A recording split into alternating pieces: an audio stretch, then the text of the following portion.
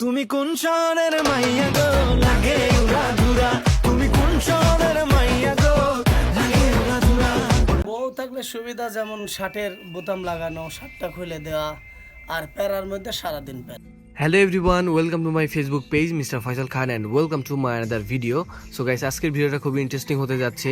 আর আজকে আমি চলে এসেছি লালপুর গ্রিন ভ্যালি পার্কে। আপনারা নিশ্চয়ই টাইটেল এবং থাম্বনেল দেখে বুঝতেই পারছেন।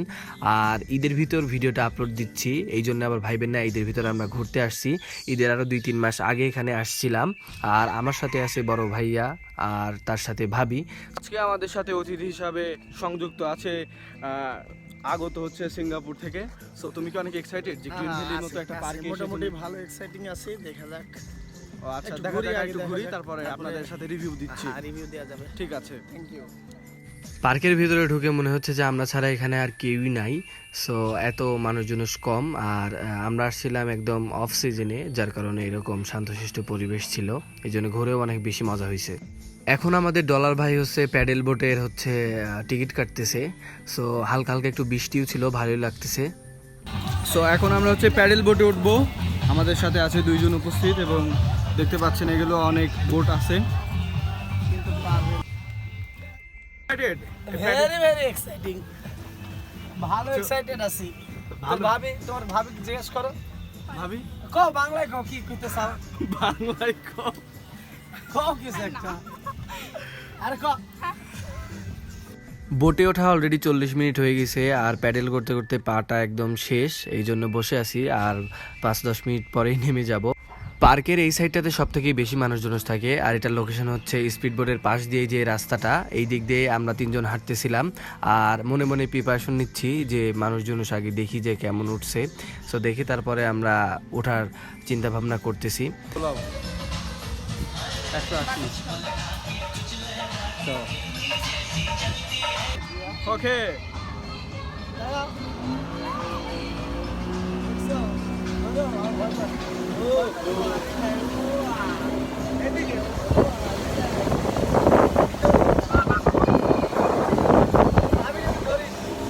কি ধরবো?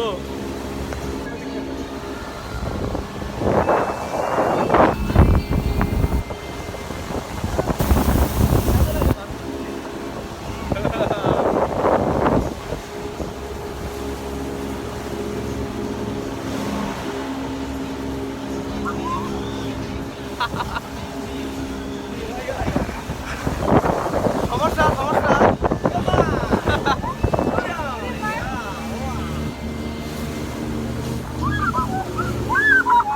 এটাই তো মজা।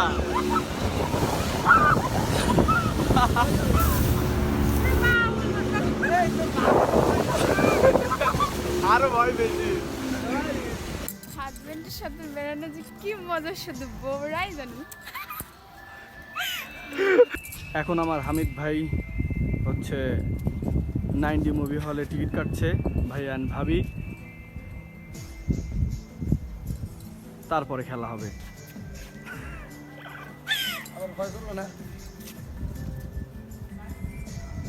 ওয়েল, দেখো 3D। কেমন লাগলো? আমার বেশ ভালো লাগলো, কিন্তু মনে হলো যে আমার মাথা ঘুরতেছিল। ও আচ্ছা আচ্ছা, ভাবি কিরকম লাগছে? একদম শেষ। ও আচ্ছা, এখন আমরা ক্যাফেটেরিয়ায় চলে আসছি, আর দুপুরের খাবার এখানেই খাবো। আর এখানে ডলার ভাই দুপুরের খাবার অর্ডার দিচ্ছে।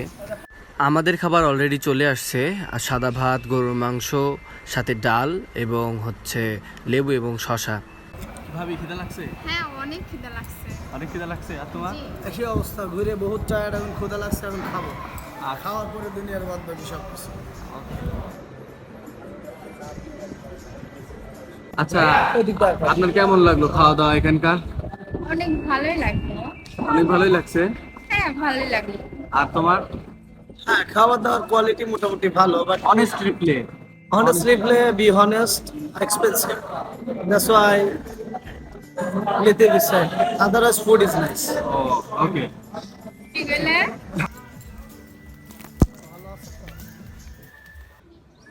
বর্তমানে আবহাওয়াটা জানি কেমন জানি হইয়া গেছে।